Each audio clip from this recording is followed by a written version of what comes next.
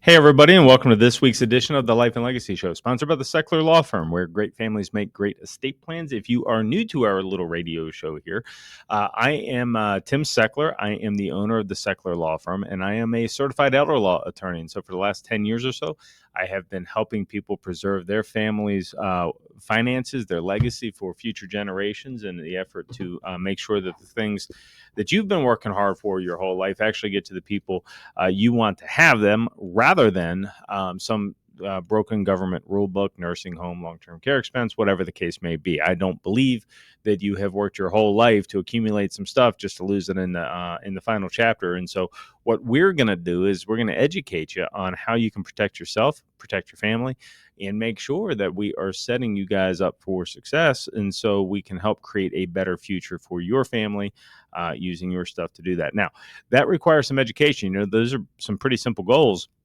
But sometimes simple goals require some complicated solutions to get them there. And unfortunately, we've got this really complicated government rule book that requires people to go broke if they need long-term care or get hit with death taxes and some different things that a lot of my clients seem to want to protect assets against. And so if we want to protect assets, we got to do some work. And that's what this radio show is all about. Now, please remember to not make any legal or financial decisions based on what you hear on this or any other radio show. This is for your information, for your education. I am not your attorney. You are welcome to engage my law firm for some legal services. You can reach us at any point in time at 724-546-4227 or go to estateplantim.com. estateplantim.com. The law firm is called the Sechler Law Firm, but my last name is hard to spell, so estateplantim.com seemed to be a little easier for you to find. So when you're there, check out the resources tab. You're going to find some workshops that you should register for. We have them in Cranberry Township pretty frequently. We also have a couple upcoming in South Point. And what we're doing is we're going around town and teaching people all the things that you need to do to protect yourself from things like taxes and long-term care expenses. We teach you the difference between wills and trusts, revocable trust versus irrevocable trust. Why are people using trusts? Why is this becoming more popular? And so what I want you to do is have all the information you need in order to make a great decision. And that seems to me to be best done in a class. So we do this workshop around town, teaching people the things that they need to know. Now, it being the 4th of July weekend, let me just say happy 4th of July, happy Independence Day. I hope you are enjoying yourself either now or are going to be this weekend. And I hope you're listening to this in the car on the way to the lake or some other place that will be a ton of fun for you this weekend. And let me give you a couple of things. Now, I thought we could have some fun being a holiday weekend and all. Rather than just hitting you with technical, I thought it might be fun to take a look at what our founding fathers did with their estate planning. Now, so these are the guys that wrote the Declaration of Independence. It seems to me that they seem to be guys that like to look forward to a better future and plan ahead, and they definitely had a knack for the written word. And so we're going to take a look at a couple of estate plans and how they actually kind of screwed some stuff up, and how, at least in today, some of this would result in an absolute battle. And I want to first take a look at Thomas Jefferson's last will and testament. So here's the thing about Thomas Jefferson. He penned a Declaration of Independence, which makes him pretty qualified to write his own will. So he wrote his own will. It's what we call a holographic will, somebody that writes it themselves. Now, that is not a thing you should do. You are not Thomas Jefferson, and you're going to make a ton of mistakes, and he even caught himself making some mistakes here. So what's really interesting here is by the time Thomas Jefferson wrote his will, he had already lost his wife, and so he's a single person. And he has something like 7 different executors tied into this thing in different points. And so he goes on to describe what he wants to happen with the real estate and whatnot. And there's a paragraph in there that says, I subject all my other property to the payment of debts. I'm not sure we would include that. But here's the thing that I think is the most interesting thing from Jefferson's will. Jefferson's had some issues with his son-in-law, Thomas M. Randolph, okay? And we can tell it's right in the will that there was some problems here. Now, Jefferson's daughter would have been Martha, married to Thomas M. Randolph. But here's some interesting things. So let me just read you a passage out of Thomas Jefferson's will here. He says, considering the insolvent state of affairs of my friend and son-in-law, Thomas M. Randolph, and that will remain of my property will be the only resource against the want in which his family would otherwise be left. It must be his wish, as it is my duty, to guard that resource against all liability for his debts, engagements, purposes whatsoever. Now, this is a really poetic way here that Jefferson is handling a difficult issue. And what he's saying is, Thomas M. Randolph married my daughter, and he's got an insolvent estate. He doesn't have any money. He's got some debts. He's got some creditor issues. And what I'm concerned about is if I just leave Thomas M. Randolph the money, which would have been custom in the time, is to leave the money to a male rather than a female. He wanted to take care of his daughter, Martha, which would have normally meant give it to Tom.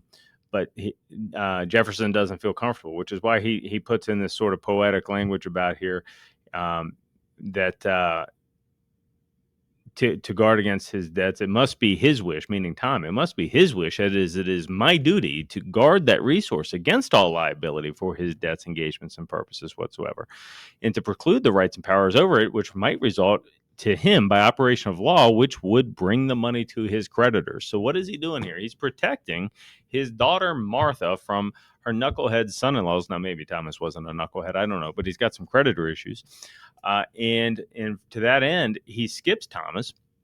He puts the money in a trust for the benefit of Martha, and then he names Thomas J. Randolph, his grandson, presumably Thomas M. Randolph. I didn't do that much homework, but he names his grandson to be the trustee over the money for his parents, right? And then the duty of Thomas J. is to take care of his mom. And so now we've got this whole thing in a trust, which now you've got Thomas J., the son, who, if mom doesn't use the money, Thomas J. stands to inherit, which is an interesting proposition here.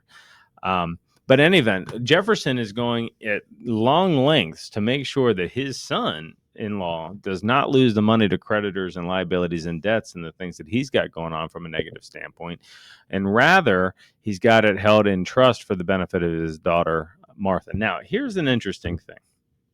It makes you wonder here if Thomas Jefferson is concerned about a potential divorce or what the case is here, in addition to the creditors, because he's not even putting Tom in control of the money. Now, the really interesting thing is we kind of do a similar thing today. Now, it is very common in my estate planning practice that we don't give your kids their inheritance outright. If you follow our direction, a lot of the time what we do for our clients is we want our clients' kids to receive their inheritance in a trust that protects it from their potential future divorces and lawsuits and creditor issues. Okay, so let's say I've got a little girl named Susie, and I want to leave an inheritance to Susie. Well, if I leave Susie her inheritance outright, she could potentially lose that if she goes through a divorce or if she would get sued or run into some other creditor issue. But Pennsylvania Trust Code allows, and whatever the state of the law was when Jefferson passed away, allows for me to do something a little different. And so what I might do for Susie, if I'm concerned about those issues, is I may leave her inheritance in a thing that we call a separate share trust. So Susie gets her share of the inheritance in a trust. Now, she can be in control of the money. She can use the money however that she wants, but she doesn't technically own it. And under the Pennsylvania Trust Code, what that means is if the money's in the trust, it's protected from her potential future creditors, her potential future divorce. And now I've protected my little girl, and I've given her cake, and she can eat it too. She can be in control of the cake, and she can use the cake how she wants. She can use the trust how she wants, but it's not subject to anybody else, so nobody else can take her cake, which is essentially what Jefferson was trying to do here. Now, he goes through some different things with the house at Monticello and what he wants to have happen there. Again, we've got the grandson as the executor during his life. And then Thomas Jefferson signs it, and then he goes to bed. And then he wakes up the next morning and he changes it. Okay, so he first signs his will, at least this will, on March 16th in 1826. Now, the next day he wakes up and he says, I, Thomas Jefferson, make and add the following codicil to my will, controlling the same so as far as its provisions go. And now he includes some sort of a moral obligation here on his daughter. Remember, we were talking about Martha a second ago. He says, I recommend. Now, that's an interesting word in a will. I recommend, because a recommendation, to my knowledge, we wouldn't typically use that kind of language because it doesn't seem all that legally enforceable. And maybe that was Jefferson's intent. I recommend to my daughter, Martha, the maintenance and care of my well beloved sister Ann Marks, and trust confidently that from her affection to her, as well as for my sake, that Martha will take care of her Aunt Anne. All right. So now we've got a moral obligation. Now, I don't like the whole moral obligation thing when it comes to estate plans. Um, here's the thing. A lot of people will do this. They'll say, I'm going to give the money to my one kid and then my kid will share it with their siblings. Well, if you're listening to the show, you know that doesn't happen, right? If I've got 3 kids, Larry, Mo, and Curly, and I give it all to Larry and then Larry can split it out with Mo and Curly later, what are the odds Mo and Curly are ever going to see a red penny? And the answer is they're not. So I don't like this moral obligation. It would be my recommendation, if I could be so bold as to give Thomas Jefferson some legal advice here, I would say you probably don't want to do that. If you want to set some money aside for Anne, set some money aside for Anne. It doesn't have to be this moral obligation that Martha has no legal obligation to follow.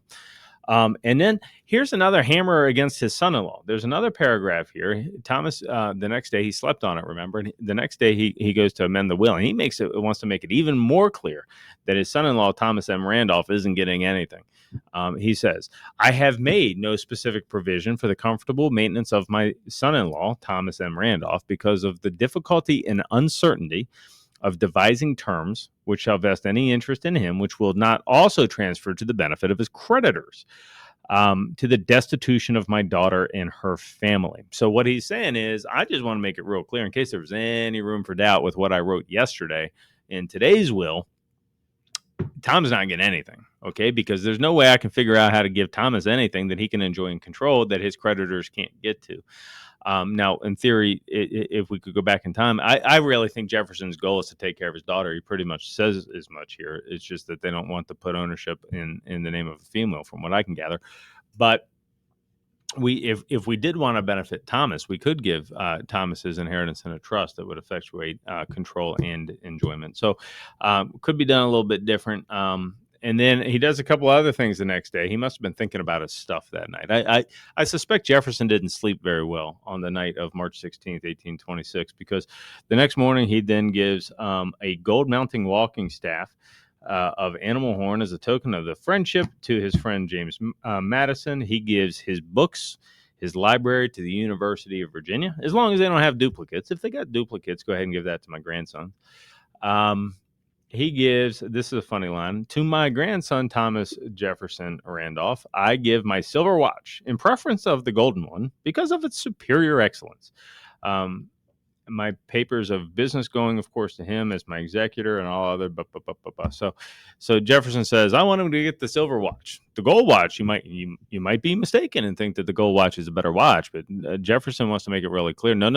The silver watch is the better watch. So not a lot of, a little bit more detail than we would probably include, because then it turns out that there's more watches. 2 paragraphs later, or the next paragraph, I give a gold watch to each of my grandchildren, so who shall not have already received one from me, to be purchased and delivered by my executor to my grandsons at the age of 21 and granddaughters at that of 16. So apparently Thomas Jefferson had a thing for timepieces. He's got some gold watches, but the nice one's a silver one. And then comes the big ones. So must have been, like I said, a sleepless night. Here comes the freedom paragraphs. I give to my good, affectionate, faithful servant Burwell his freedom in the sum of $300 to buy necessaries to commence his trade of painter. So we are now freeing some slaves. I've given also to my good servants John and Joe their freedom, but not until 1 year after I pass away, and to each of them the tools they need for their callings. And then he had some apprentices that must have been indebted to them. So, and he has a wish that the state of Virginia will give them, allow them to stay in the state of Virginia, rather. So we have a really interesting will here. I didn't actually, prior to researching it for this show, I hadn't heard anything. I started reading this thing. I'm thinking, well, I see where Jefferson's going with this. I particularly the creditor-laden son. is a lot of planning we do a lot of. And so that's Jefferson's will. You want to protect your daughter from her potential future divorce. That's the thing we do a lot. You should be like Thomas Jefferson and protect your kid from their future divorce, and come learn about that at our upcoming workshops. There's another fun will to take a look at, and that is the will of Benjamin Franklin. Now, Ben Franklin um, was the president who never became president, of course, right?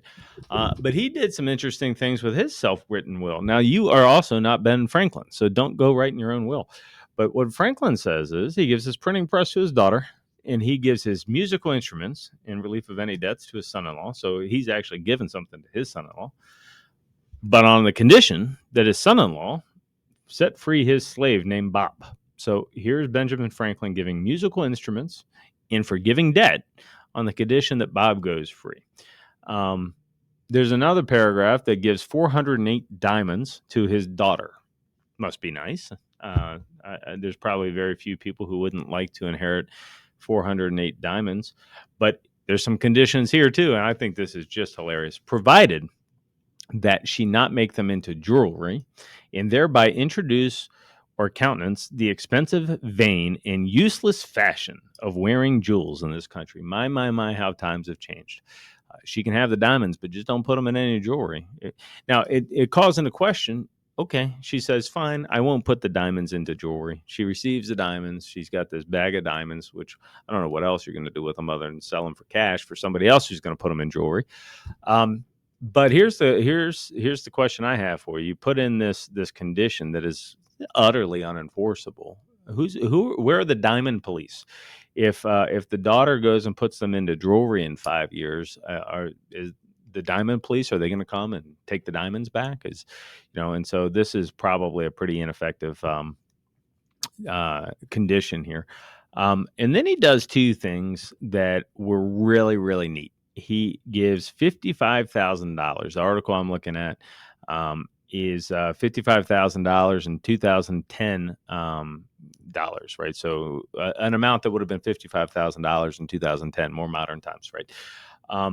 To the city of Philadelphia, into the city of Boston to be held in trust.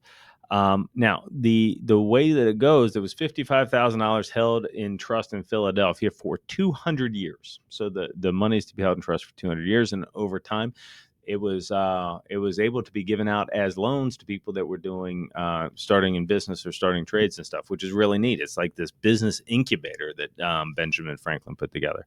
As of 1990, which was 200 years after Ben Franklin passed away, this trust had grown, and even though it had made some distributions, it still had $2 million in it. That the city of Philadelphia, now it's been 200 years, it's time to dissolve the trust. City of Philadelphia did it in the form of giving it to scholarships in different fields that would have, they think, been consistent with what Ben Franklin would have wanted. So that's a pretty neat story. So he had some charitable intention, and he left it up to the city of Philadelphia to carry that out, which is pretty neat. Did the same thing in Boston. Now, by 1990, 200 years after he passed away, this trust had $5 million in it, and it was used to essentially establish and fund a trade school. So both of these funds ended up going to improve people's futures, which I think is a pretty neat idea, right? So kind of surprised it lasted 200 years and there wasn't some successful challenge to this thing to get the money out sooner, but there you have it. So that's Ben Franklin's estate plan. Now, not a founding father, but somebody equally important and somebody that we need to talk about is Abraham Lincoln. Now, Abraham Lincoln was the first president to be assassinated, and Abraham Lincoln was also the first one to pass away without a will. Shame on you, Abraham Lincoln. If I could give Abraham Lincoln some advice, I'd say you need to do an estate plan. You got a young son, you have a wife. You happen to be the president of the United States and have some interests in different things. And so we should probably plan for those things. Now, here's the interesting thing. Abraham Lincoln, you were a lawyer. You're a lawyer and you don't have a will. And so he died intestate. And at the time, it seems pretty much everything went for the benefit of his lovely bride. Now, here's the thing, though. That's not how it would happen today, right? So if you are married and you have children, as Abraham Lincoln did, and you pass away without a will, a lot of people assume all my money is going to go to the benefit of my spouse, but not in Pennsylvania. Pennsylvania's law would not result in that outcome. So if you're under the impression that if you pass away, your husband or your wife is just going to get it all, that's not true if you have kids. So the way that it works is with the estate is your spouse takes the first $30,000 of that is in your estate, and then they need to split the rest with your children. Well, what if your children are underage? What if your children and your spouse don't get along? What if somebody's disabled? What if somebody can't make good decisions? Who's doing all this? Who's planning for this? What happens if your child goes through a divorce? And so it is foolhardy to do a couple things that we've seen these guys do. It is foolhardy to write your own will. You're not Thomas Jefferson. You are not Ben Franklin. You don't have the gift of the pen the way that they did, and you don't want to do it on your own. I don't care if that means in pen or printing some form off the internet. We need to do real planning if you want to accomplish some real objectives. The second thing is that you need to do some planning, right? So let's go back to the beginning. The Constitution guarantees you life, liberty, and the pursuit of happiness. Happiness is a thing that most of my clients tell me in retirement. They get some sort of happiness by knowing that they have put together a plan that lines out what would happen in the event they get sick or they pass away. One of the biggest, I think, stressors that clients come to us with is what I'll just call the unknown. I don't know what will happen if. I don't know what happens if I get disabled. I don't know how we would pay for a nursing home. I don't know what will happen with my stuff when I pass away. And also, I don't know about my daughter's marital decision, right? I don't know that my daughter Martha has married very well, and I am concerned that if I leave her some money, it's just going to end up with him or with his creditors, which would be seem to be the thing that we want to plan for. Now, we can plan for that the same way Thomas Jefferson planned for his daughter and the eventual implosion of his son-in-law's financial affairs. We can do that as well for your kids. It's a thing that we typically default to. Most of our clients' kids will receive their inheritance in a trust, because why wouldn't you want to get your money in a trust that you can control and benefit from, but nobody else can get to it? It's a no-brainer. And you can see 230 years ago, some pretty smart guys were thinking about giving their kids their inheritance in a trust for exactly this reason. And the logic that they were using still holds true today. So what I would encourage you to do is come to one of our upcoming estate planning and elder law workshops, where we can teach you to be your own Thomas Jefferson. We can teach you to plan for your affairs in a way that the assets will benefit your family and not your dirty son-in-law and not your dirty son-in-law's gambling creditors or drinking problem. We can benefit your family, and if your child happens to unfortunately pass away, then and the money's still in that trust, we can take care of your grandchildren rather than have the money pour over to your dirty, rotten son-in-law. Now, I'm sure you don't have a dirty, rotten son-in-law. Nobody has any of those, but maybe, just maybe, somebody does, and we need to do some planning for this, because we are constantly surprised by how marriages we thought were perfect were not so perfect, and we need to plan for it. I don't think that an episode on Independence Day in living independently would be complete without a nod to my good friends at the Life program. So one of the things a lot of my clients tell me is that seniors in particular with healthcare issues is that they want to stay in their home as long as possible. They want to live independently, which is a great thing that Pennsylvania has a program called Living Independently for the Elderly, which is a program that is paid for by Medicaid, that you can get for free to keep you in your house. Now, the thing about Medicaid eligibility for the Life program is that we have to play within their complicated asset and income limitations. So if you've got a senior in your life, or if you are a senior and you're worried about possibly a nursing home admission at some time in the not too distant future, perhaps we ought to be taking a look at the Life program, Living Independently for the Elderly. I can help you understand how to become eligible for this program. They've got adult day facilities. They have care provided in the home. They come, they pick you up, they take you to doctors. They do the whole works, and really facilitate a situation where I have seen my own clients be able to stay in their home years after they otherwise would have needed to go to the nursing home. So if living independently is important to you on this Independence Day, one of the things that we probably want to talk about is the program called Living Independently for the Elderly in Pennsylvania nationally. It's called the PACE program. And we help families pretty frequently gain eligibility, even when they thought they had too much money for this program. So I'd love to talk to you about it.